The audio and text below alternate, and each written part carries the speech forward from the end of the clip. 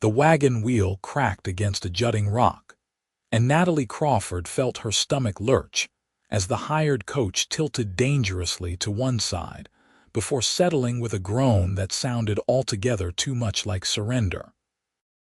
She gripped the leather seat beneath her, knuckles white against brown calfskin, and peered through the dusty window at the vast emptiness of the Nebraska Badlands stretching endlessly in every direction. It was August 1884, and the afternoon sun beat down mercilessly on the cracked earth, turning the landscape into wavering mirages that promised water but delivered only more dust and disappointment. The driver, a weathered man named Hutchins who had barely spoken 3 words since they left Valentine 2 days ago, suddenly pulled the horses to a halt. "What is it?" Natalie called out, pushing open the coach door despite the wall of heat that immediately assaulted her. She was 24 years old, armed with a notepad, 3 pencils, and an assignment from the New York Herald that had seemed thrilling when discussed in a Manhattan office, but now felt like potential suicide. Her editor wanted stories about the real West, not the dime novel version. He wanted truth, grit, and human interest. He had not mentioned anything about possibly dying in the middle of nowhere. Hutchins climbed down from his perch with movements that spoke of resignation. "Axle is cracked, miss. That last jolt did her in proper. We are not going anywhere." Natalie felt her heart sink into her dusty boots. "Can you fix it?"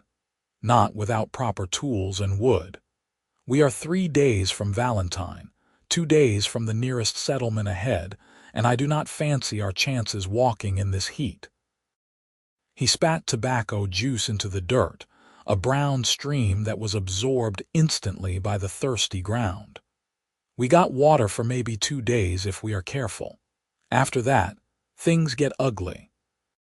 She had traveled from New York by train, then by coach, pursuing stories about homesteaders and ranchers trying to make lives in this unforgiving territory. The Badlands were aptly named, a maze of eroded buttes, steep canyons, and treacherous ravines where a person could wander for days without finding help. Natalie had been warned by nearly everyone in Valentine not to venture further, but she had dismissed their concerns as the typical patronizing attitude men showed toward women with ambition. Now, staring at the broken axle and the endless horizon, she wondered if perhaps she should have listened. "So what do we do?" she asked, trying to keep the tremor from her voice. Hutchins shrugged, already moving to unhitch the horses. "We wait. Maybe someone comes by, maybe they do not. Either way, these horses need what water we can spare, and we need to find shade before the sun cooks us alive." They made a miserable camp in the shadow of a tall butte, a finger of rock and clay that pointed accusingly at the sky. Natalie sat on her traveling trunk, her notebook open on her lap, but she could not bring herself to write. What would she say? How she had been foolish enough to die for a story that would never be written. Her mother in Boston would receive a telegram, her father would shake his head knowingly, and her editor would find another hungry writer to send west. The sun was beginning its descent when Natalie heard something that made her lift her head. Hoofbeats, distant but definitely approaching. Hutchins heard it too. He stood, shading his eyes against the lowering sun. Could be help, could be trouble, out here. Sometimes they are the same thing. Natalie rose, her heart hammering. She smoothed her traveling dress, suddenly aware of how disheveled she must look after 2 days of rough roads and now this disaster. The hoofbeats grew louder, and then a rider appeared, silhouetted against the orange sky. He sat tall in the saddle, a broad-shouldered figure on a paint horse that looked as much a part of the landscape as the rocks themselves. As he drew closer, Natalie could make out more details. He wore a wide-brimmed hat pulled low, leather chaps over dusty trousers, and a vest over a faded blue shirt. A gun belt hung at his hip, and a rifle was secured to his saddle. His face, when he finally came close enough for her to see clearly, was tanned and angular, with eyes the color of creek water, gray-blue and assessing. "Trouble?" he asked, his voice a low drawl as he reined in his horse. He looked first at Hutchins, then at Natalie, and something flickered in his expression that she could not quite read. "Broken axle," Hutchins said. "You heading toward Valentine or away from it?" "Neither. Working my way through, checking on some strays for the Bar 7 ranch." He dismounted with fluid grace, moving to examine the damaged coach. After a moment, he straightened. "This is not getting fixed without proper equipment. You folks are stuck." "We figured that much," Hutchins said dryly. The stranger's gaze returned to Natalie. "You are a long way from anywhere civilized, miss. What brings a lady out to the Badlands?" Natalie lifted her chin. "I'm a journalist with the New York Herald. I'm writing about life in the West." One eyebrow rose slightly. "How is that working out for you?" Despite their dire situation, she felt a flash of irritation. "Until about 2 hours ago, reasonably well." The corner of his mouth twitched, almost a smile. "Parker Owens," he said, touching the brim of his hat. "I have got a camp about 5 miles from here, near a spring. Not much, but it has water and shelter. You folks are welcome to it while we figure out what to do about this mess." Hutchins looked relieved. "That is mighty generous of you, mister." Parker's eyes remained on Natalie. "Can you ride?" "Yes," she said, though in truth, her experience was limited to a few sedate afternoons in Central Park. Somehow, she suspected that would not quite prepare her for what he had in mind. Parker organized their departure with efficient practicality. Hutchins would ride one of the coach horses, leading the other. Parker would take Natalie on his paint. They would come back for her trunk and belongings once they got her settled. Natalie wanted to protest, to maintain some dignity, but the sun was setting fast and the temperature was already dropping. The Badlands, she had learned, were a land of extremes. Parker mounted first, then reached down for her hand. "Put your foot on mine and swing up behind me." Natalie hesitated only a second before complying. His hand was calloused and strong, and with seemingly no effort at all, he pulled her up behind him.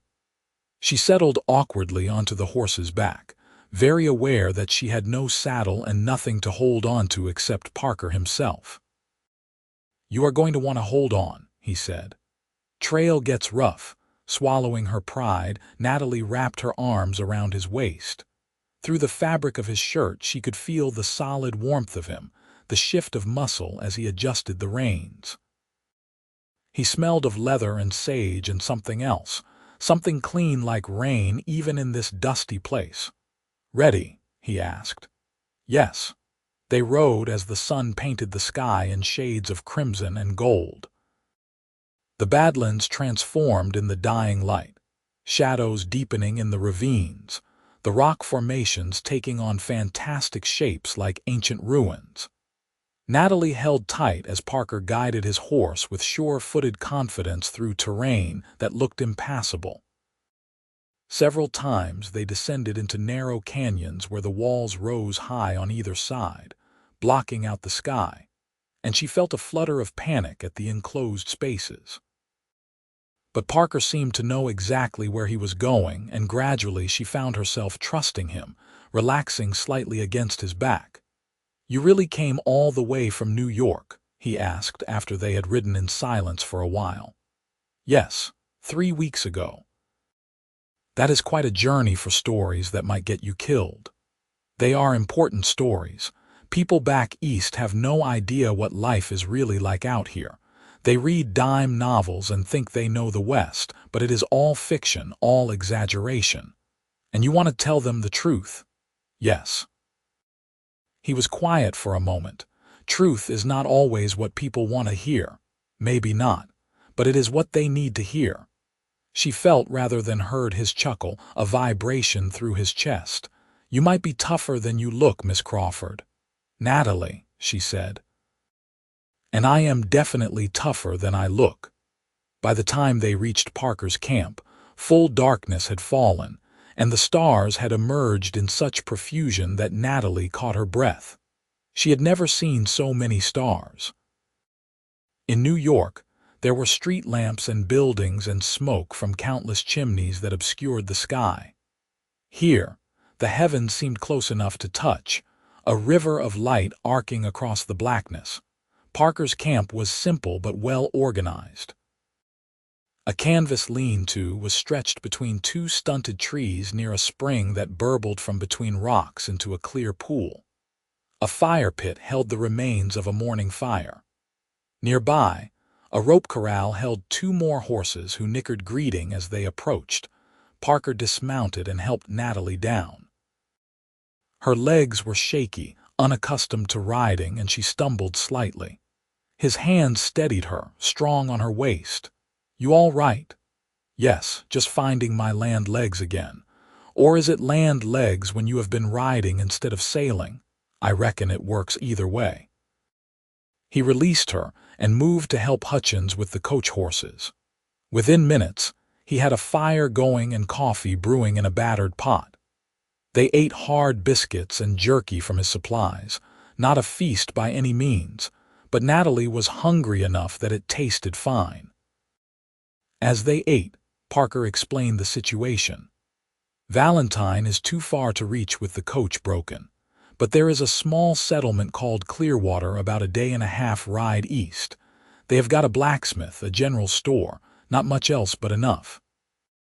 If we can get word there, they might be able to send someone with an axle and tools to fix your coach, or at the least, send another coach to fetch you."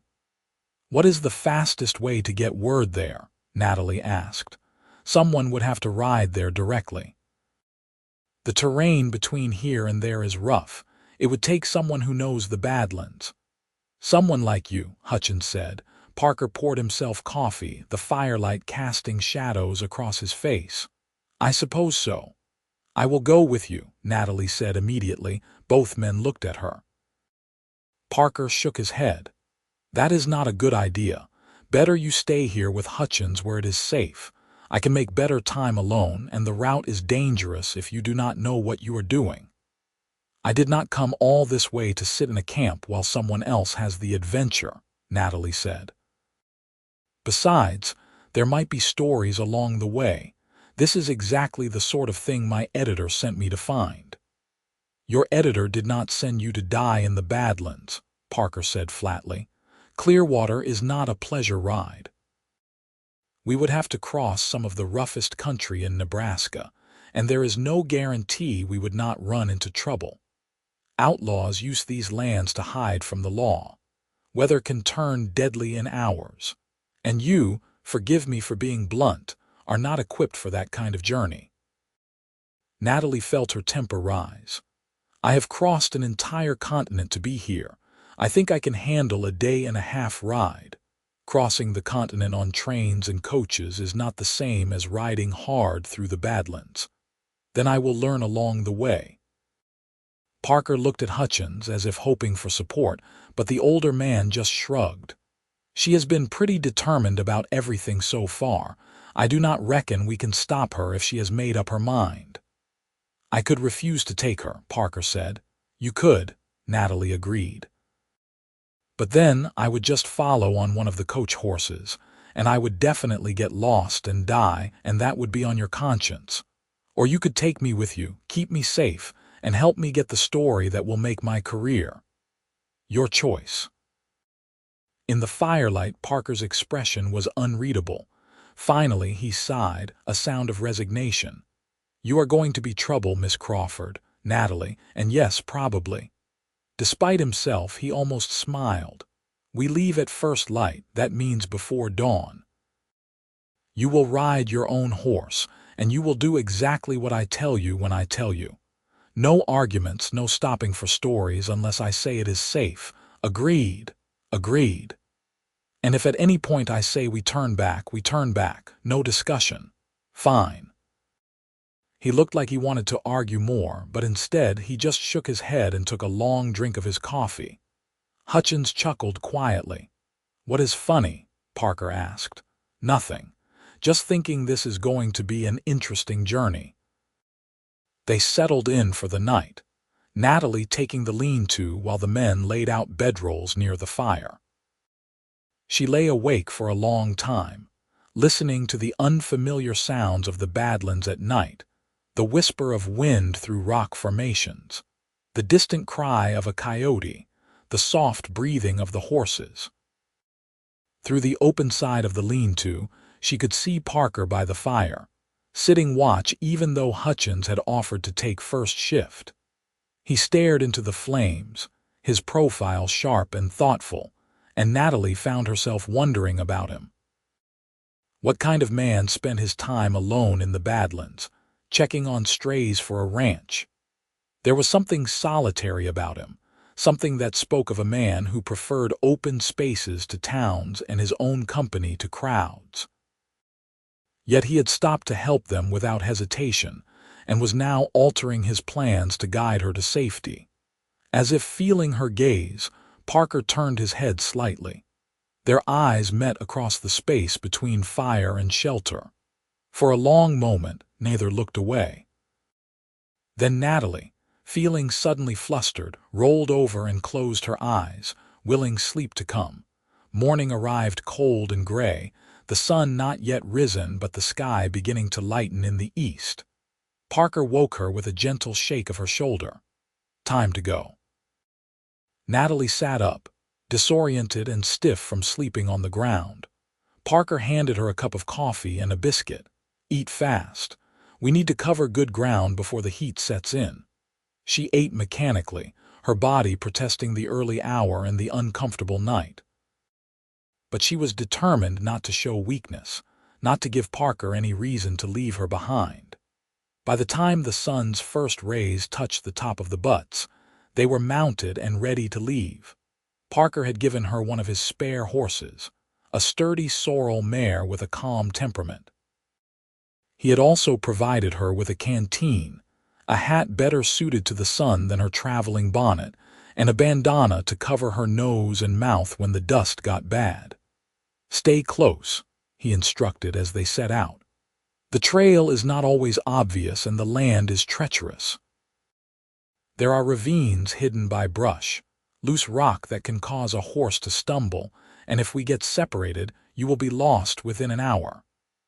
"I understand." They rode east as the sun rose behind them, painting the Badlands in shades of pink and gold. Despite the circumstances, Natalie could not help but be awed by the stark beauty of the landscape. The erosion had carved fantastic shapes from the soft stone, pillars and hoodoos and formations that looked like melted castles.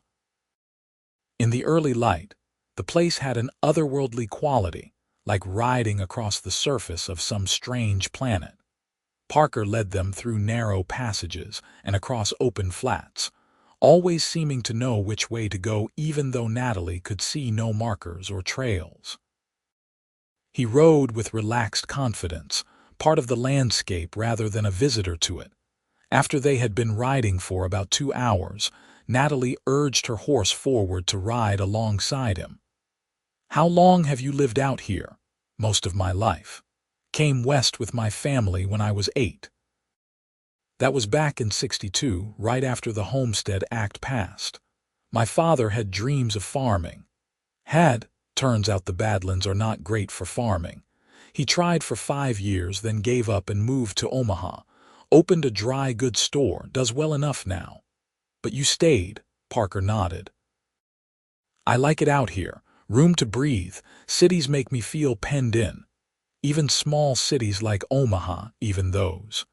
They rode in silence for a while, then Natalie asked, "Do you work for the Bar 7 Ranch full-time, off and on?" "I do some scouting, some guiding, occasional bounty work if the price is right and the man deserves catching. I do not care much for regular employment, like to keep my own schedule." "A man of freedom," Natalie observed, "something like that. What about you?" "How does a woman from New York end up wanting to write about the West?" Natalie considered her answer. I grew up reading everything I could get my hands on, stories about distant places, different people, adventures. But when I got older, I realized that most of those stories were written by men about men for men. Women were always the delicate creatures waiting to be rescued or the villains leading good men astray. I wanted to tell different stories, real ones. Stories about what people, all people, are really like. And your family supported this ambition. Not even a little bit. My father is a banker. He expected me to marry another banker or perhaps a lawyer, have children, host dinner parties, and never have a thought more complicated than which china to use. My mother agrees with him. When I took the position at the Herald, they said I was ruining my life and embarrassing the family. Are you ruining your life? Natalie looked at him, at the vast landscape around them, and smiled. Not even a little bit. I am living it. Parker returned her smile, and it transformed his face, softening the hard lines and making him look younger. You might be all right after all, Miss Crawford, despite the terrible judgment that led you into the Badlands with a broken coach. Natalie. And terrible judgment is often the beginning of the best stories, or the shortest lives. Pessimist, realist. They rode through the morning, the sun climbing higher and the heat building. Parker set a steady pace, not too fast but not slow, eating up the miles. They stopped once to water the horses at a muddy stream that Parker assured her was safe to drink from if they filtered it through cloth. And then they were moving again. Around midday, they entered a narrow canyon, the walls rising high on either side and blocking out much of the sky. The temperature dropped noticeably in the shade, and Natalie felt some relief from the relentless sun. But Parker seemed tense, his hand resting near his rifle, his eyes constantly scanning the rim above them. Something wrong? Natalie asked quietly. Probably not. But canyons like this are good places for ambushes.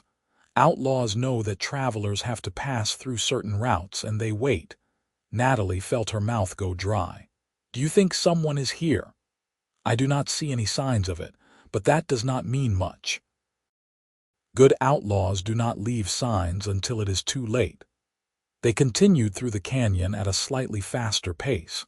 Natalie's heart hammered in her chest, every shadow suddenly seeming ominous, every rock formation a potential hiding place. But they emerged from the other end without incident, and Parker visibly relaxed. See, nothing to worry about. You were worried. Careful. There is a difference. They stopped for a brief midday rest in the shade of a large outcropping. Parker rationed out some jerky and hardtack, and they drank sparingly from their canteens. Natalie pulled out her notebook and began writing, capturing impressions of the journey while they were fresh in her mind. Parker watched her write, curious. What are you putting down? Details. The way the light hits the rock formations, the feeling of riding through that canyon, the color of the sky. Little things that I will forget if I do not write them down now. Can I see? Natalie hesitated, then handed him the notebook. Parker read slowly, his finger following the lines. After a moment he looked up. You make it sound almost beautiful. The Badlands, I mean, most people just see wasteland.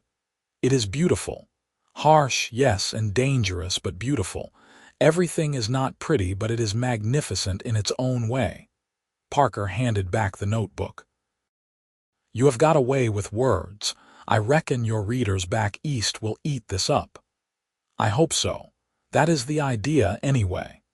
They continued through the afternoon, the landscape gradually changing as they moved east. The stark buttes and deep canyons gave way to rolling hills covered in tough grasses and scattered pines. The air smelled different here, less dusty and more alive with the scent of vegetation. As evening approached, Parker began looking for a place to camp. They needed water for themselves and the horses, and a defensible position in case of trouble. He finally selected a spot near a spring-fed creek. nestled in a small valley surrounded by low hills. "We will stay here tonight," he announced. "Clearwater is maybe 5 hours' ride from here, so we will reach it by midday tomorrow if we start early." They made camp with the practiced efficiency of people who have done this before, though in truth, Parker did most of the work while Natalie tried to help and mostly got in the way. He built a fire, set up a simple camp, and tended to the horses while she filled canteens and attempted to make coffee that he politely described as strong. As darkness fell and they sat by the fire eating a sparse dinner, Natalie found herself studying Parker in the flickering light. He was probably in his late 20s, she guessed, which made him only a few years older than her. There was something quietly competent about him, a self-sufficiency that she envied. He did not seem to need anyone or anything beyond his horse, his rifle, and the open land. "Can I ask you something?" she said after they had eaten. "Sure." "Why did you really agree to take me with you? You could have refused, let me stay with Hutchins." Parker stared into the fire for a long moment before answering. "Couple reasons, I suppose. First, you were right that you probably would have followed and gotten yourself killed, and I do not need that on my conscience. Second, I admire your determination. It would have been easy for you to give up, go back to New York, write about how the West defeated you. But you did not. You are still fighting to get your story. That takes guts.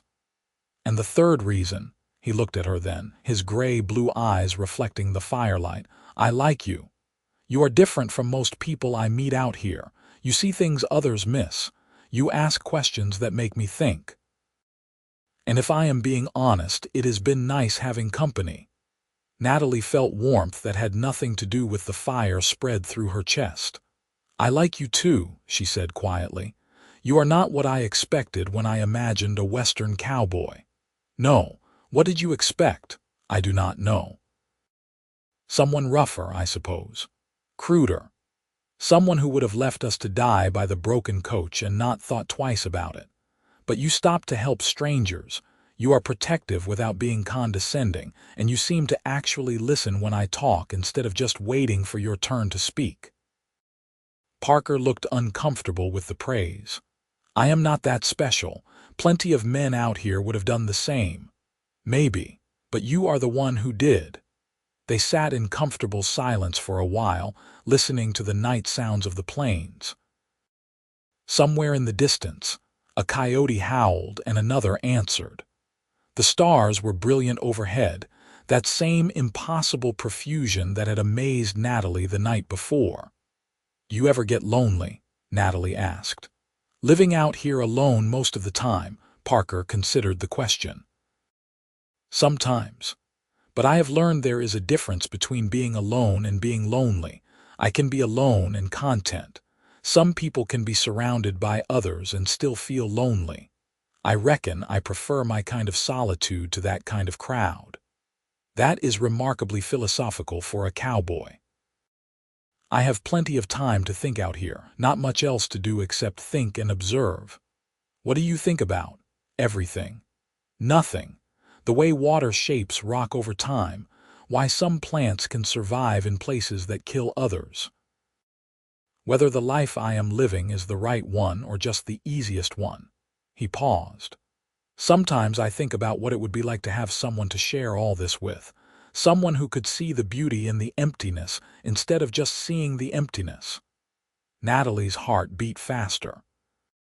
"Do you think such a person exists?" Parker looked at her, his gaze intense. "Maybe, I am starting to think so." The moment stretched between them, charged with possibility. Then Parker stood abruptly, breaking the spell. "You should get some sleep. Early start tomorrow." Natalie wanted to protest, to continue the conversation and see where it led, but she recognized a retreat when she saw one. She nodded and moved to her bedroll while Parker checked on the horses and banked the fire. That night, Natalie lay awake staring at the stars and thinking about Parker Owens. He was unlike any man she had known in New York. There was an authenticity to him, a groundedness that came from living close to the land and depending on his own skills for survival. He did not play games or hide behind social niceties. When he spoke, he meant what he said. When he looked at her, she felt seen in a way that was both thrilling and terrifying. Was she attracted to him? Yes, she admitted to herself. Physically, certainly, there was something appealing about his lean strength and weathered handsomeness. But more than that, she was attracted to his mind, his way of seeing the world, his quiet confidence. In just 2 days, he had made more of an impression on her than men she had known for years. But what future could there possibly be? She was a journalist from New York with a career to build. He was a cowboy who preferred solitude to civilization. Their worlds could not be more different. And yet, lying there under the vast western sky, those differences seemed less important than the connection she felt growing between them. Morning came too soon, announced by Parker's gentle touch on her shoulder. They packed up quickly and were riding as the sun broke over the horizon, painting the grasslands in gold. The terrain was easier today, rolling prairie rather than the tortured Badlands, and they made good time. Parker pointed out landmarks as they rode, teaching her to read the land the way he did, finding north by the sun, predicting weather by the shape of clouds, identifying the tracks of animals in the soft earth. "You are a good teacher," Natalie said as they paused to rest the horses mid-morning. "You are a good student. Most people do not pay attention the way you do." "I pay attention because it matters. Everything is a story if you look at it right, including this, us riding across Nebraska, especially this. Woman journalist gets lost in Badlands. Cowboy rescues her and guides her to safety. That is a story." Parker frowned slightly. "Is that what this is to you? Just a story?" Natalie heard the edge in his voice and realized she had hurt him somehow. "No," she said carefully. "I mean, yes, it is a story that I will probably write. But it is also real. It is happening. You are not just a character to me, Parker. You are a person I am glad to have met." His expression softened. "Sorry, I just do not like the idea of being someone's colorful anecdote. Local cowboy helps hapless Easterner, that sort of thing. You could never be just an anecdote. You are far too complex for that." "Am I?" He sounded genuinely curious. "Yes. You are a man who chooses solitude but clearly craves connection. You are protective but respectful. You are strong but gentle. You live in one of the harshest places on earth but see beauty where others see desolation. That is not an anecdote. That is a person worth knowing." Parker looked at her for a long moment, something unreadable in his expression. Then he said, "You are pretty complex yourself, Natalie Crawford, city girl who is tougher than she looks, writer who sees past surfaces, woman who takes risks that would scare most men. I reckon you are worth knowing too." They resumed riding, but something had shifted between them. The air felt charged, full of words unspoken and possibilities unexplored. Natalie found herself hyper-aware of Parker's presence, the way he sat his horse, the timbre of his voice, the occasional glances he sent her way when he thought she was not looking. Around noon, Clearwater came into view. It was barely a town, just a handful of buildings clustered around a crossroads. But after the isolation of the Badlands, it looked like civilization. They rode down the single main street, drawing curious looks from the few people who were out. Parker led them to a building with a sign reading General Store and Post Office. They dismounted and tied their horses to the rail. Inside, the store was dim and cool, packed with goods from floor to ceiling. A man behind the counter looked up as they entered, his eyes widening slightly at the sight of Natalie. "Help you folks," Parker explained their situation, the broken coach, Hutchins waiting back at his camp, the need for either repair or rescue. The storekeeper, who introduced himself as Mr. Jennings, listened carefully. "I can send word to Valentine," he said. "They have got a proper coach service there.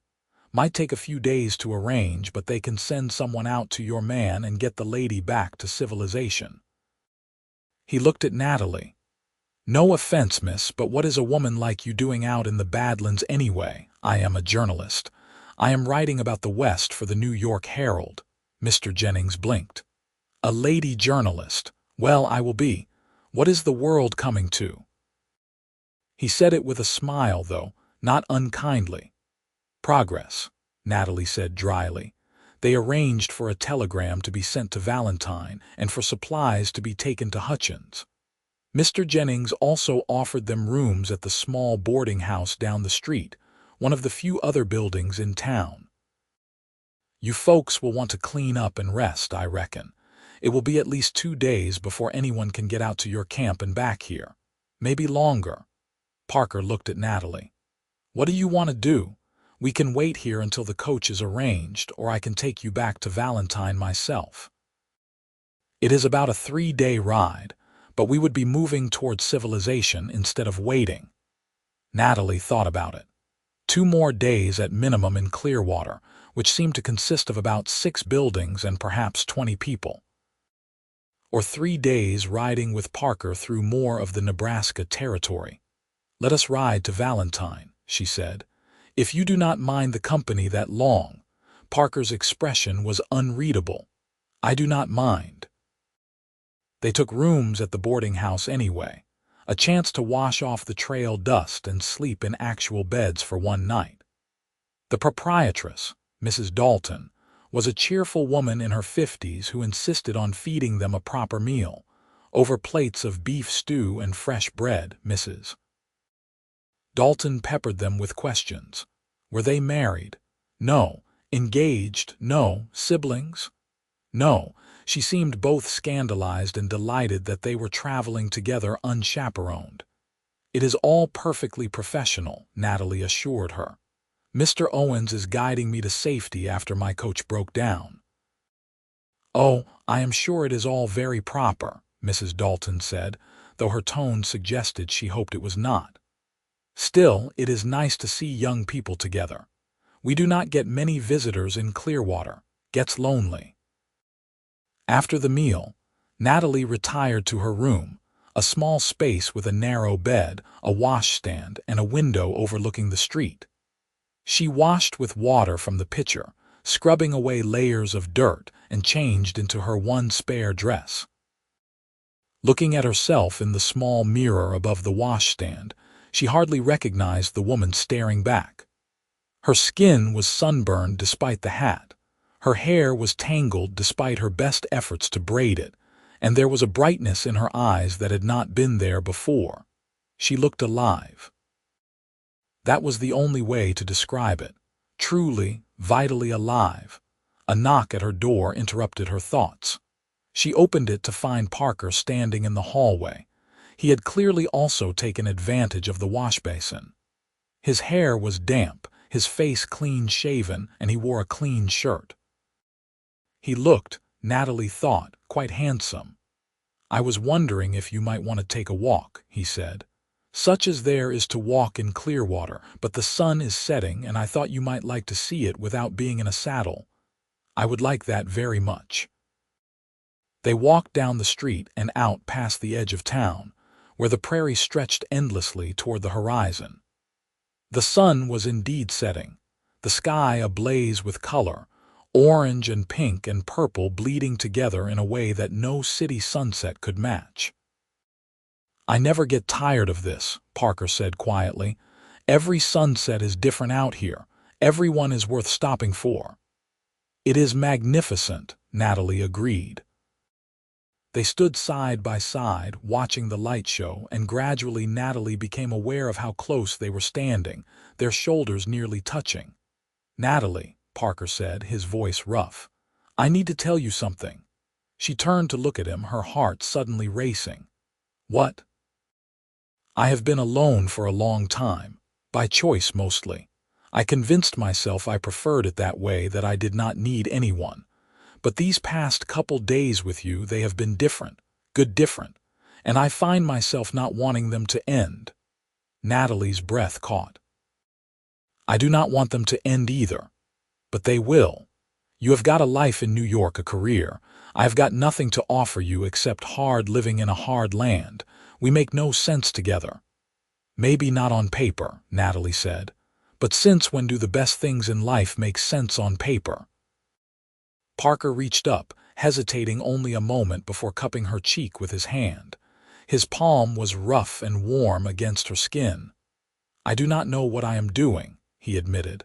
"I do not know how to do this." "Neither do I," Natalie whispered. "But maybe we can figure it out together." He leaned down slowly, giving her every chance to pull away. She did not. When his lips met hers, it was gentle at first, questioning. But when she responded, rising on her toes to press closer, the kiss deepened, becoming something more urgent and real. When they finally broke apart, both breathing hard, Parker rested his forehead against hers. "This complicates things," he said. "Yes," Natalie agreed.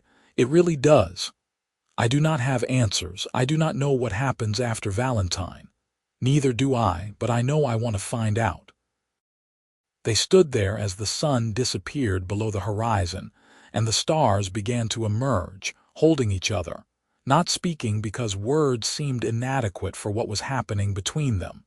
Eventually, they walked back to the boarding house, hand in hand, a declaration of sorts.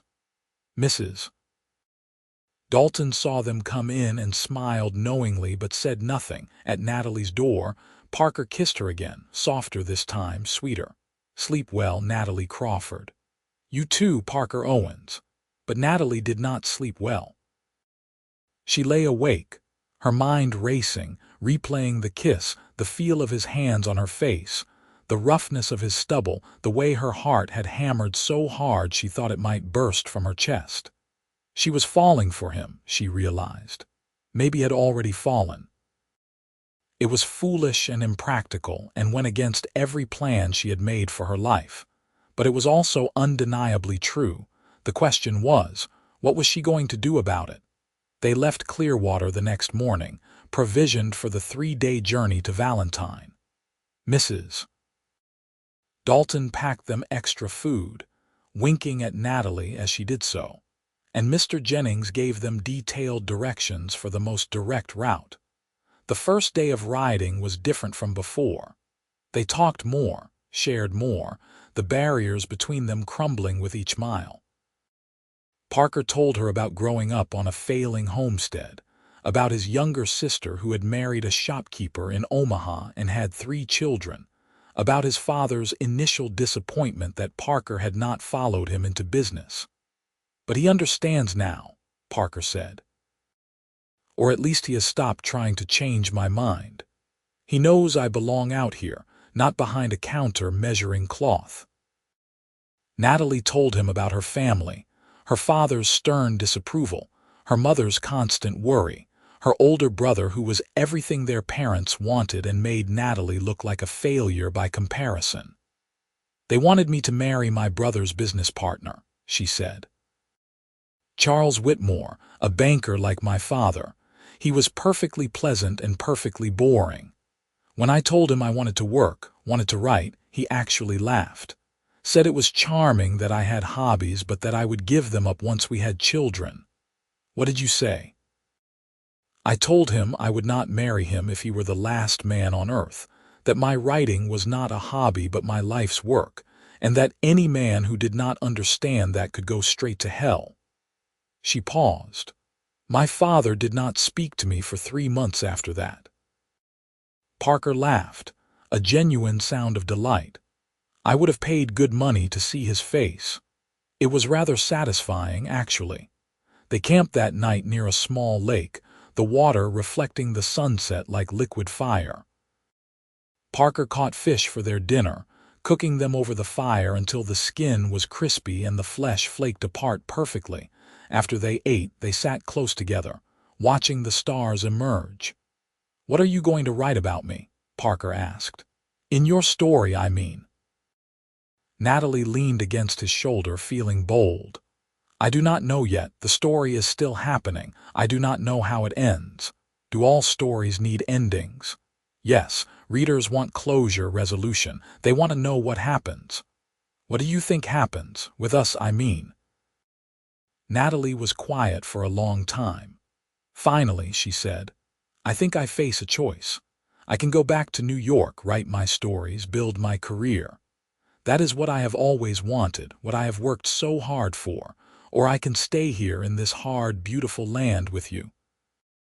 And I do not know which choice is right. You should go back, Parker said, though his voice was strained. You have too much talent to waste it. Your stories matter. You said yourself people need to hear the truth about the West. But what if you are part of that truth? What if the story I am supposed to tell includes you, includes this? She gestured between them. What if walking away from you means walking away from the most important story of my life?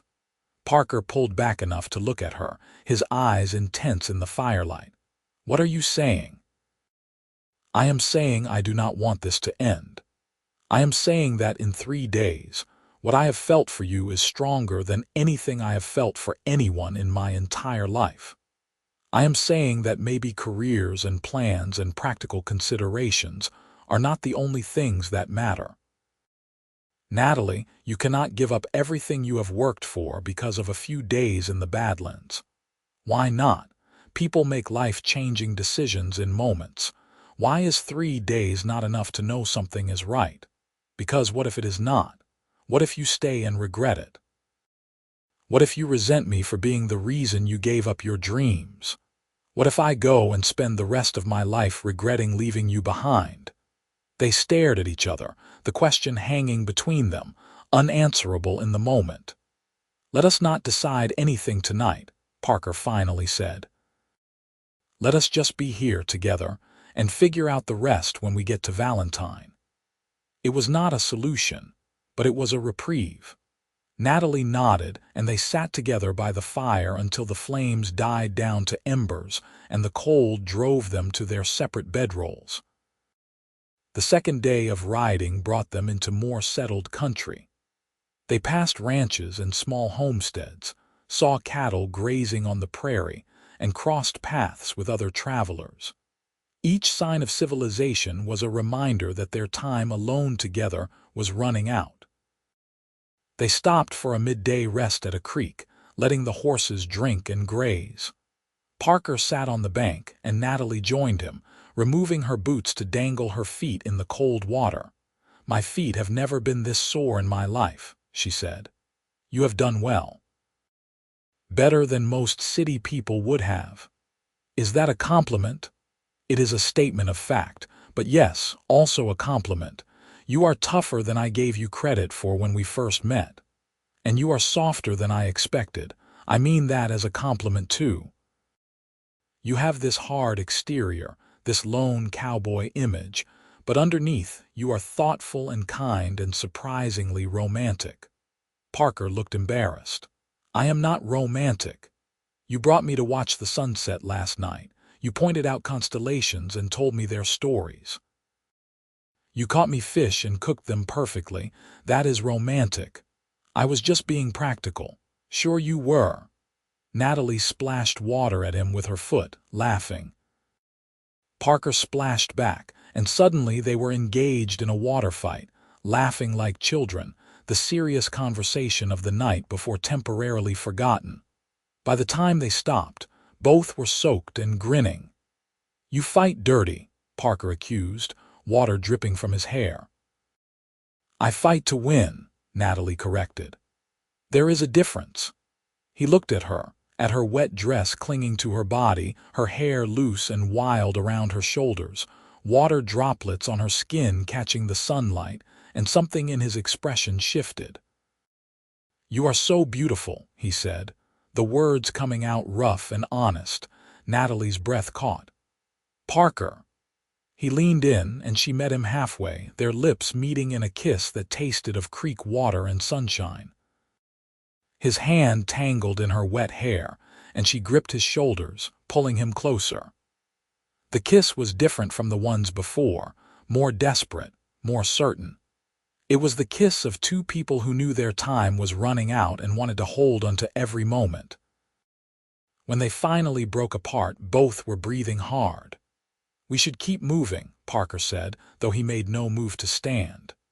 "Yes, we should," Natalie agreed, also not moving. They stayed there a moment longer, forehead to forehead, unwilling to let the moment end.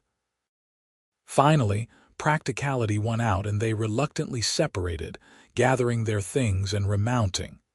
The afternoon stretched long and warm. They talked less, each lost in their own thoughts. Natalie found herself trying to memorize everything. The way Parker sat his horse, the sound of his voice, the particular blue of the sky, the smell of the prairie grass. She was already building the memory, preparing for the possibility that memories might be all she had. But another part of her was planning, thinking, wondering if there might be a way to have both the career she wanted and the man she was falling in love with. Could she write from Nebraska instead of New York? Could she travel between both worlds? Could they find some compromise that did not require either of them to give up essential parts of themselves? They camped that night in a copse of cottonwood trees near a stream. The sound of running water was soothing, and the trees provided shelter from the wind that had picked up as the sun set. Over dinner, Parker said, "Tomorrow we will reach Valentine by early afternoon. It is a good-sized town, has a hotel, a telegraph office. You can send word to your editor that you are safe, arrange for travel back east." "Yes," Natalie said quietly. "I suppose I can, unless you do not want to." She looked at him. "What are you saying?" Parker set down his plate and moved closer to her. "I am saying that I know we have not known each other long. I am saying that everything practical and sensible says we should part ways in Valentine and get on with our separate lives. But I am also saying that I do not want that. I want you to stay. Or I want to figure out how we can make this work despite the distance and the differences in our lives. I want to try." Natalie felt tears prick her eyes. "I want that too. I want it so much, but I am scared. What if we try and it does not work? What if I stay and you realize you preferred being alone? What if I go back and cannot make enough money to travel back here? There are so many ways this could fail." "There are also ways it could succeed," Parker pointed out. "We could choose to focus on those instead." "How very optimistic of you. You are a bad influence on me, making me see possibilities instead of just problems." Natalie laughed through her tears. "That is possibly the nicest thing anyone has ever said to me." Parker reached out and wiped away a tear that had escaped down her cheek. "Natalie Crawford, I am falling in love with you. I have been falling since you told me you were going to follow me on a coach horse and probably die just to get your story. You are brave and stubborn and brilliant, and I do not want to let you go without fighting for this." "I am falling in love with you too," Natalie whispered. "I have been trying not to, trying to be practical, but I cannot help it. You are everything I did not know I was looking for." "So what do we do?" "I think we go to Valentine tomorrow. I think we send telegrams and make arrangements. And I think we figure out a plan that lets us both have what we need. Maybe I stay for a few months, get to know this place better, write more stories. Maybe you come east with me for a visit, meet my editor, see my world. Maybe we take it slow and see where it leads." "I like that plan," Parker said. "It is sensible and gives us time. But also," Natalie continued, "I think we stop overthinking and just trust what we feel. Because what I feel tells me that you are important, that this is important, and that some things are worth taking risks for, even if those risks are terrifying, especially then." Parker pulled her into his arms and she went willingly, settling against his chest, listening to the steady beat of his heart. They sat like that for a long time, holding each other, not talking, just being together. That night, Natalie did not sleep in her own bedroll. Parker spread both bedrolls together, creating a wider sleeping area, and they lay side by side under the stars. He held her hand, their fingers intertwined, and they talked quietly about everything and nothing until sleep finally claimed them both. The final morning of their journey dawned clear and bright. They packed slowly, reluctant to reach their destination even though they had made their decision to try to make things work. Valentine meant other people, obligations, the real world intruding on the bubble they had created during their journey. As they rode, the landscape changed from open prairie to more developed land. They passed ranches with fences, farms with crops growing, and eventually the outskirts of Valentine itself came into view. Valentine was a proper town, much larger than Clearwater, with multiple streets, churches, a bank, hotels, saloons, and all the trappings of civilization. As they rode down the main street, Natalie felt almost overwhelmed by the noise and activity after days in the relative quiet of the Badlands. Parker led them to a hotel called the Prairie Rose, helping Natalie dismount in front. "I will get us rooms and then see about stabling the horses," he said. "After that, we should probably visit the telegraph office." "Together?" Natalie asked. "Together," he confirmed, squeezing her hand briefly before heading inside. The rooms were next to each other on the second floor, respectable and proper. Natalie washed and changed, trying to make herself look like a professional journalist rather than a woman who had spent a week in the wilderness falling in love with a cowboy. She was still attempting to tame her hair when Parker knocked on her door, ready to send those telegrams, as ready as I will ever be. The telegraph office was busy, but they waited their turn. Natalie composed her message to her editor carefully. "Coach accident in Badlands. Safe in Valentine. Have significant story material. Request instructions on submitting work and future assignment details. Crawford." Parker sent a shorter message to the Bar 7 ranch, explaining where he was and when he would return to check on those strays he had abandoned to help her. As they left the telegraph office, Parker said, "Now we wait for responses. Could be a few hours, could be tomorrow. What do you want to do in the meantime?" "I want you to show me Valentine," Natalie said. "I want to see it through your eyes, understand what draws you to this life out here." So they walked through the town, Parker pointing out places of interest, introducing her to people he knew. He showed her the ranch supply store where cowboys stocked up before heading out on cattle drives, the church where his sister had gotten married, the restaurant that served the best steak in Nebraska. Everywhere they went, people greeted Parker with familiarity and looked at Natalie with curiosity. By the time they stopped for lunch at that restaurant Parker had mentioned, Natalie suspected half the town was speculating about who she was and what her relationship to Parker Owens might be, over steaks that were indeed excellent. Natalie said, "This is a nice town. I can see why your sister chose to settle near here." "It is a good place," Parker agreed. "Close enough to open country that I do not feel penned in, but with enough civilization that you can get what you need. And the people are decent mostly. They help each other when times are hard." "Would you want to live here?" "In town, I mean, instead of out in the Badlands?" Parker considered the question. "I do not know. I never really thought about it. I have always preferred being out there, alone. But lately I have been wondering if maybe I was not preferring it so much as accepting it. Like it was easier to be alone than to risk letting someone in. And now I think I would live anywhere if it meant being with the right person." Natalie reached across the table and took his hand. "That is a big admission from a man who claimed to prefer solitude. You have that effect on me, making me reconsider things I thought I had figured out." They were finishing their meal when a boy ran into the restaurant, looking around until he spotted them. "Mr. Owens, lady at the telegraph office said I would find you here. Messages came for both of you." Parker tipped the boy and took the 2 telegrams. He handed Natalie hers and they read in silence. Natalie's was from her editor. Excellent news on story material. Submit work immediately. Assignment extended indefinitely. Western stories selling well. Pursue more human interest angles.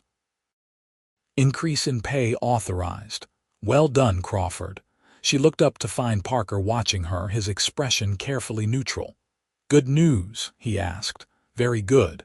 My editor wants more stories, is giving me more time and increasing my pay. She paused.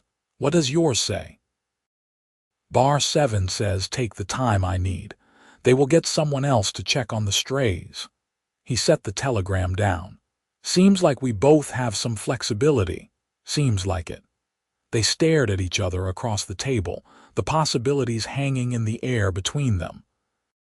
So, Parker said slowly, you could stay a while longer, write more stories, maybe ones that do not involve broken coaches and near-death experiences.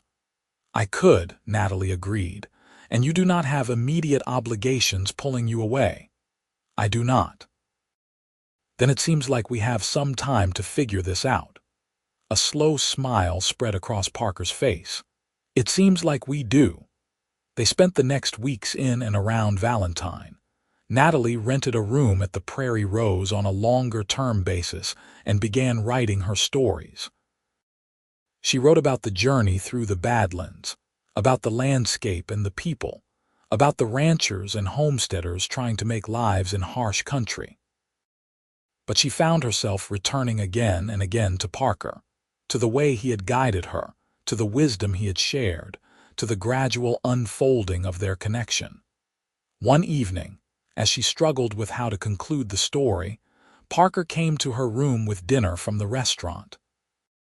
They ate together, as had become their habit, and then he read what she had written so far. This is good, he said when he finished.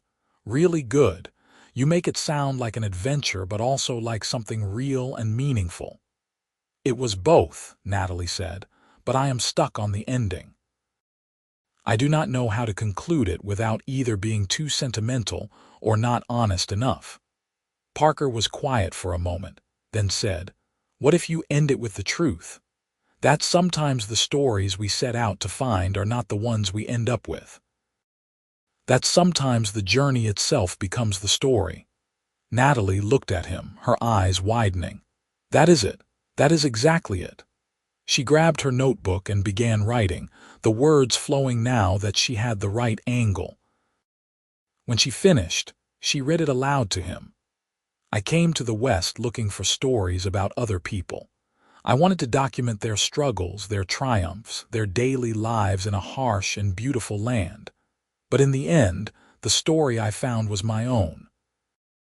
I learned that being lost sometimes leads to being found, that help can come from unexpected places, and that the people we dismiss as simple or uncomplicated often have depths we cannot imagine. Most importantly, I learned that some stories do not end when the journey does. They continue evolving and growing, taking us in directions we never anticipated. This is one of those stories, and I cannot wait to see where it leads. Parker was quiet for a long moment. Then he said, his voice rough with emotion, you really mean that, about the story continuing? Every word. He stood and pulled her up into his arms. Natalie Crawford, you are the story of my lifetime. From the moment you insisted on following me into the Badlands, you have been changing my life in ways I never expected. I love you. I want to build a life with you, whatever form that takes. Natalie felt tears sliding down her cheeks. I love you too. You saved me, but not just from being lost. You saved me from a life that was all work and no joy, all ambition and no connection. You showed me there is more to life than careers and bylines. You showed me there is more to life than solitude and safety, Parker said. You made me want to take risks, to open up, to let someone in. You make me want to be better. They kissed, deep and long and full of promise. When they finally broke apart, both were smiling. So what now? Natalie asked. Do I keep writing stories from Valentine while you guide strays and occasionally rescue lost journalists? Maybe, Parker said. Or maybe we buy some land, start a small ranch. You can write, I can work the land, and we can build something together. I have some money saved. It would not be easy, but we could make it work. You would do that. Give up your wandering life. I would not be giving it up. I would be trading it for something better, a life with you. That is not a sacrifice, that is an upgrade. Natalie laughed and cried at the same time. When did you become such a romantic? When I met you. You bring it out in me. Over the following months, they made their plans reality. Parker found a piece of land about 10 miles from Valentine, near a stream with good water and enough flat ground for grazing and a house. It had a small cabin that needed work, but the bones were good. Natalie continued writing, sending stories east that her editor published with enthusiasm. She wrote about the land, the people, the challenges and rewards of Western life. And gradually, as she and Parker worked on the cabin and started building their life together, she wrote about that too.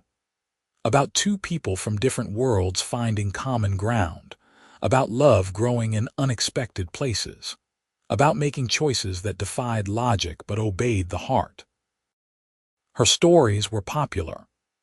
Readers back east devoured these accounts of real Western life, so different from the dime novels they were used to. And Natalie found that she did not miss New York, did not miss the parties and social obligations and constant striving for the next big story. She had found her big story. She was living it. They married in early spring of 1885, in the small church in Valentine, with Parker's family coming from Omaha and Natalie's parents making the long journey from Boston. Her father was still somewhat scandalized by his daughter's choice, but even he had to admit that Parker was a good man who clearly adored his wife. "You are happy?" her mother asked the morning of the wedding, helping Natalie into her simple but elegant dress. "Happier than I ever imagined possible," Natalie said honestly. "Then I suppose that is what matters," her mother said, smoothing the fabric of the dress. "Your father and I wanted security and status for you, but love is worth more than either of those things. I am glad you found it." The ceremony was small and sweet. Parker wore his best suit and looked uncomfortable but determined. Natalie wore white lace and wildflowers in her hair. When they exchanged vows, promising to love and honor each other through whatever came, there was not a dry eye in the church. At the reception afterward, Parker's sister Beth pulled Natalie aside. "I have never seen my brother like this. He has always been so closed off, so determined to need no one. But with you he is different, open, happy. Thank you for that." "He made me different too," Natalie said.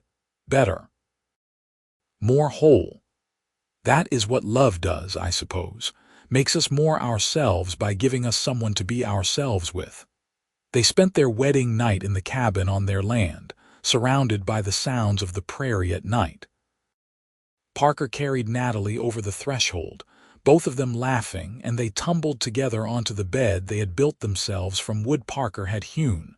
"Mrs. Owens," Parker said, looking down at her with such love it took her breath away. "I like the sound of that." "So do I," Natalie agreed. "Though professionally I will still be Crawford. I have built a name and I intend to keep using it. I would expect nothing less. You are not the type of woman to disappear into marriage, and you are not the type of man who would want me to." "True." They made love slowly, tenderly, learning each other in this new capacity. Afterward they lay tangled together, Natalie's head on Parker's chest, listening to the steady rhythm of his heart. "I never thought this would be my life," she said quietly. "When I was in New York, planning my career, imagining my future, none of it looked like this, but I would not trade it for anything." "Neither would I," Parker said, running his fingers through her hair. "Getting lost in the Badlands was the best thing that ever happened to me. Technically, I am the one who got lost. And I am the one who got found. Life settled into a rhythm. Parker worked their land, gradually building up a small herd of cattle, doing occasional jobs for neighboring ranches when they needed extra hands. Natalie wrote, her stories finding an eager audience, her reputation growing. Sometimes she traveled to nearby towns to interview people and gather material. Parker often went with her, combining her work with his own, and those trips became adventures of their own. They made friends among the ranching families around Valentine. They hosted dinners in their small cabin and were invited to gatherings at larger ranches. Natalie learned to cook Western food, experimenting with recipes that often ended in laughter when they turned out poorly. Parker learned to read her moods, to know when she needed quiet to write and when she needed conversation and connection. A year after their wedding, Natalie discovered she was pregnant. She was terrified and elated in equal measure. Parker was simply elated, unable to stop grinning for days. "A baby," he kept saying, as if he could not quite believe it. "We are having a baby." "You are not going to be one of those overprotective fathers who does not let his child take any risks, are you?" Natalie teased. "I am going to be the father who teaches our child to be smart about risks." There is a difference. Their son was born in February of 1886, during a snowstorm that trapped them in the cabin for 3 days. The local midwife made it just in time, and after a difficult labor, Natalie delivered a healthy boy they named Peter, after Parker's father. Holding his son for the first time, Parker cried, "He is perfect. You are amazing. I cannot believe we made this tiny person." "We did," Natalie said, exhausted but happy. "And now we are responsible for him forever. Terrifying, is it not? Absolutely terrifying, and absolutely worth it." Peter was a good baby, alert and curious. As he grew, he showed signs of having inherited traits from both parents. He had Parker's gray-blue eyes and Natalie's dark hair. He was adventurous like his father, but also loved stories like his mother. When Peter was 2, Natalie's first book was published. It was a collection of her Western stories, expanded and polished, with illustrations by a talented artist who captured the stark beauty of the landscape. The book was successful, selling well in both eastern cities and western towns. Natalie's publisher wanted more, and she was happy to provide it. She found that she had endless material, that every day brought new stories worth telling. The West was changing rapidly, the frontier closing, and she documented that transformation. Parker was proud of her success, never threatened by it or trying to diminish it. He supported her work, often caring for Peter when she needed time to write, reading her drafts and offering honest feedback. "You know what I realized?" he said one evening as they sat on the porch of their cabin, watching the sun set while Peter played with wooden horses Parker had carved for him. "What? That story you wrote, the one about getting lost in the Badlands and me guiding you out?" "Yes. You declared that I was the story of your lifetime. You actually wrote those words in the final version, but you did not tell me that in person. You wrote it down, published it, sent it out into the world, but you never said it directly to me." Natalie thought back, realizing he was right. "I suppose I thought the writing was enough, that publishing it for everyone to read was the declaration. It was, but I am asking now, am I the story of your lifetime?" Natalie set down her own coffee and moved to sit on his lap, wrapping her arms around his neck. "You are so much more than that. You are not just a story, Parker. You are my life. The story is just my attempt to capture a fraction of what you mean to me, what we mean together. But words, even my best words, cannot fully express it. Yes, you are the story of my lifetime. But you are also the love of my life, the father of my child, my partner, my best friend, my home. You are everything." Parker kissed her, deep and tender. You are everything to me too. I never knew I could be this happy, that life could be this full. You gave me that. We gave it to each other." 2 years later, they had a daughter. Emma came into the world screaming, fierce and determined from the start. Where Peter was thoughtful and careful, Emma was impulsive and bold. She kept them on their toes, always climbing, always exploring, always asking questions. "She is you," Parker said one day after rescuing 3-year-old Emma from a tree she had climbed and could not get down from. "She is definitely not me," Natalie protested. "I was never that fearless. You traveled across the country alone to write about the West. You insisted on riding through the Badlands despite knowing it was dangerous.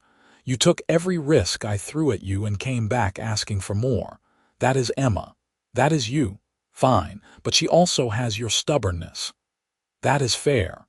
As their children grew, Natalie and Parker's love deepened. The passionate urgency of early romance settled into something richer and more complex. They knew each other's rhythms, finished each other's sentences, could communicate with a look across a crowded room. They argued sometimes, of course. Natalie could be stubborn about her work, disappearing into writing projects for days at a time. Parker could be overly cautious, trying to protect their children from every possible harm. But they always found their way back to each other, always remembered what mattered most. Natalie continued writing and publishing. By the late 1890s, she was one of the most respected writers about the West, known for her clear-eyed assessments and her ability to capture both the beauty and the brutality of frontier life. She wrote about the closing of the open range, the conflicts between ranchers and homesteaders, the displacement of native tribes, the arrival of the railroad. She did not shy away from difficult truths, but she also celebrated the resilience and courage of the people who built lives in challenging places. Parker expanded their ranch gradually, never becoming wealthy but providing well for his family. He was known as an honest dealer, a hard worker, and a man who kept his word. He trained horses on the side, developing a reputation for being able to work with difficult animals. People came from neighboring counties to have Parker Owens break their horses.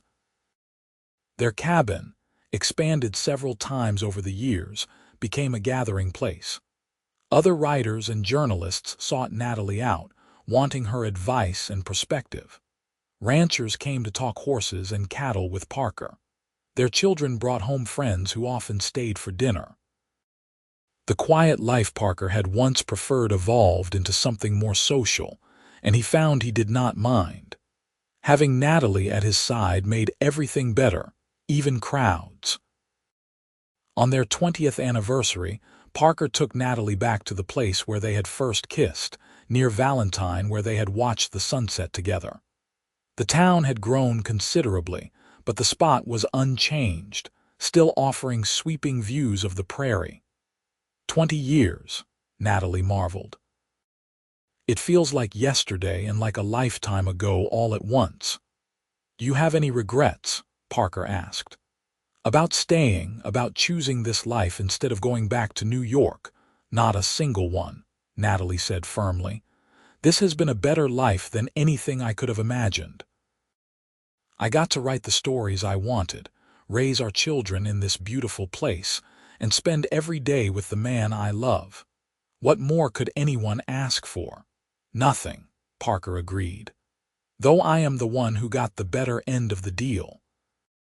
You could have married some rich banker, lived in a mansion, had servants, and been absolutely miserable. No, thank you. I will take our cabin, our ranch, and our life together any day. Even with all the hardships, the harsh winters, the droughts, the times money was tight. Especially with those, they made the good times sweeter, and we faced them together. That made all the difference. Parker pulled her close. You know what I think about sometimes? What? That broken axle. That one mechanical failure that stranded you in the Badlands. If that axle had held, if your coach had made it through, we never would have met. You would have written your stories and gone back east, and I would still be wandering the Badlands alone. Everything good in my life came from that one accident." "Maybe it was not an accident," Natalie said. "Maybe it was fate. You believe in fate now, the hard-headed journalist who demands facts and evidence. I believe that some things are meant to be. I believe that we were supposed to find each other. Call it fate, call it luck, call it whatever you want. But yes, I believe."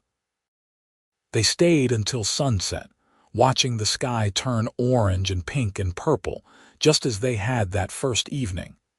When the stars began to emerge, Parker said, "I love you, Natalie Crawford Owens, more now than even on the day we married. Thank you for taking a chance on a lonely cowboy with nothing to offer but a hard life and an open heart. Thank you for seeing past the stubborn journalist to the woman underneath who just wanted to find something real," Natalie replied. "And for the record, you offered me everything. You still do, every single day." Years continued to pass. Peter grew up to be a thoughtful young man who studied law, wanting to help shape the rules that governed the changing West. Emma followed in her mother's footsteps, showing talent as a writer and an insatiable curiosity about the world. Both children left home for university, but they came back regularly, drawn by the land and their parents' enduring love. Parker and Natalie grew older together, their hair graying, their faces weathering like the Badlands rock. But their love remained constant, a steady presence through all the changes life brought. In 1910, when they had been married 25 years, Natalie published her final book. It was a memoir of sorts, the story of how a journalist from New York found love and purpose in the Nebraska Badlands. She had been reluctant to write it for years, feeling it was too personal, too revealing, but Parker convinced her. "It is your best story," he told her, "the one about us. You should tell it." The book was called Found, a love story in the Badlands. On the dedication page, she wrote simply, "For Parker, who guided me through the wilderness and home to my heart, you are the story of my lifetime." The book was her most successful, touching readers who had followed her work for decades, and now got to understand the personal journey beneath all those dispatches from the West.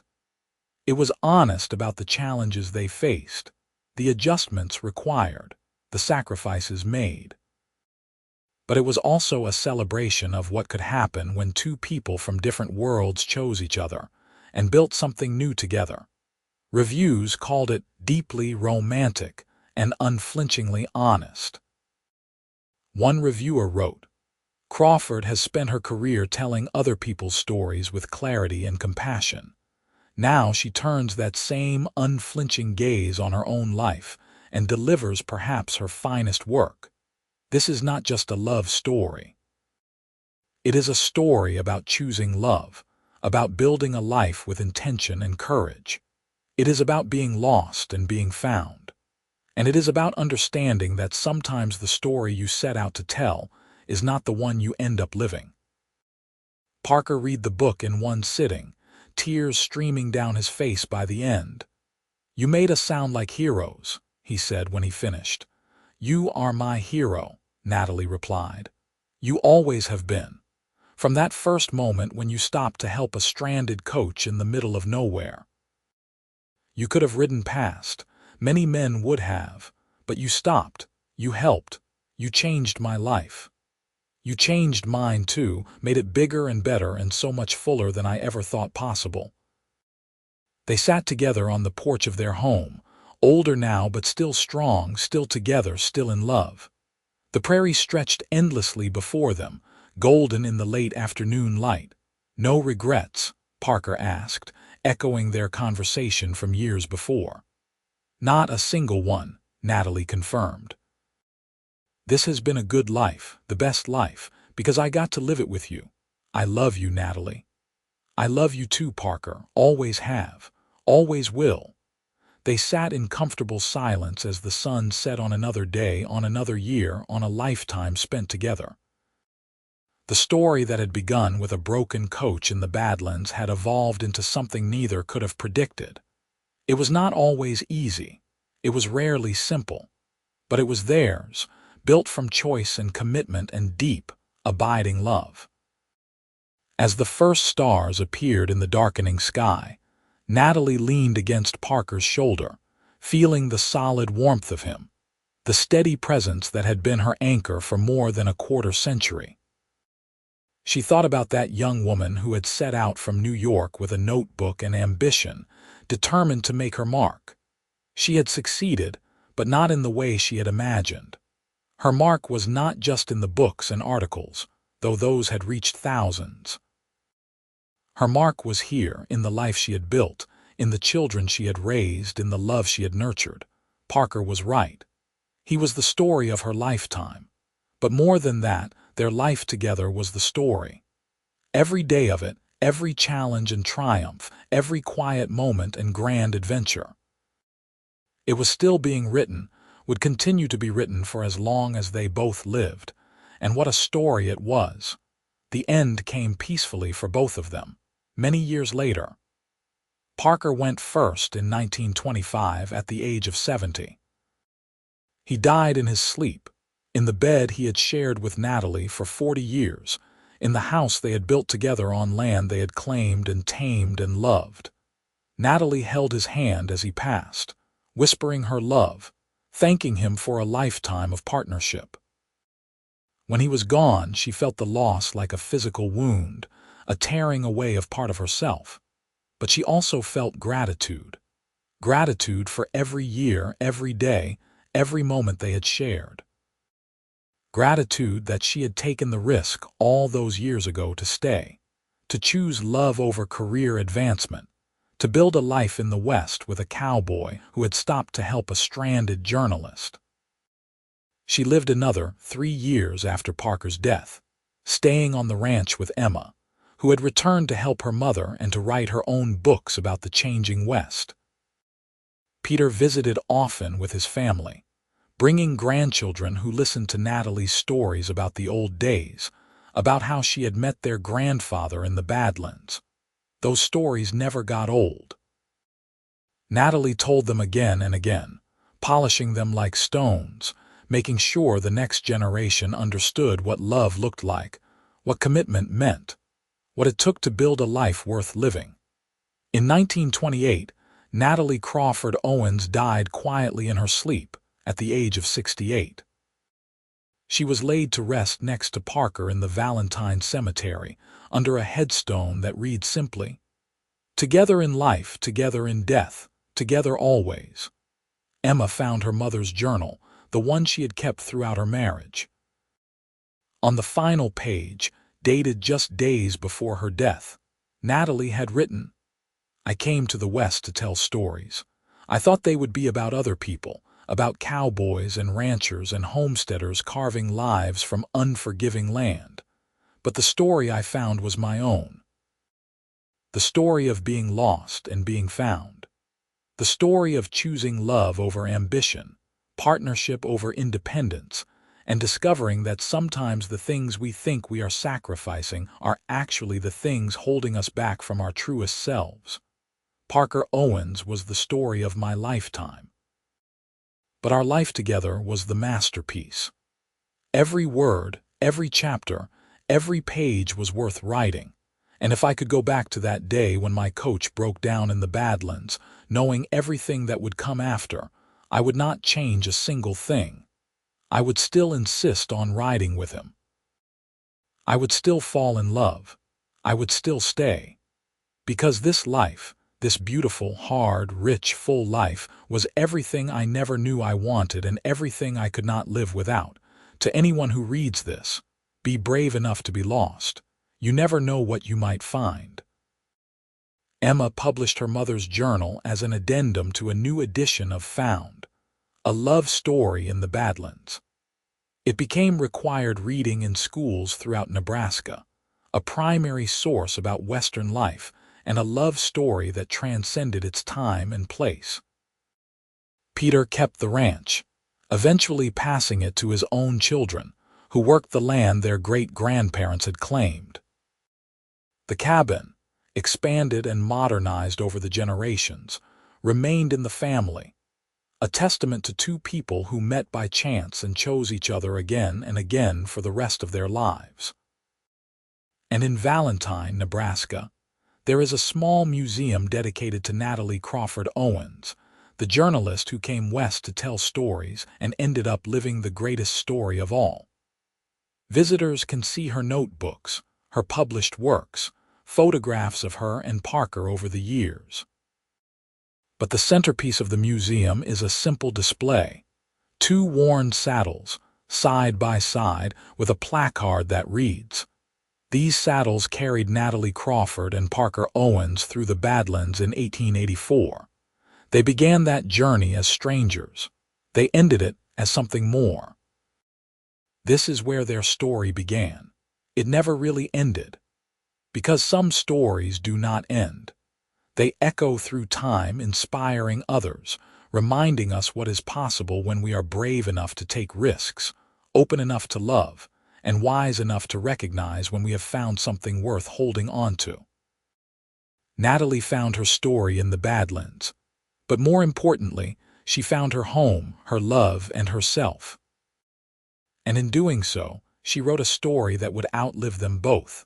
A story of two people from different worlds who built a new world together, one day at a time, one choice at a time, one moment of love at a time. It was, as she had written in that final journal entry, a masterpiece. And it was true. Every word of it.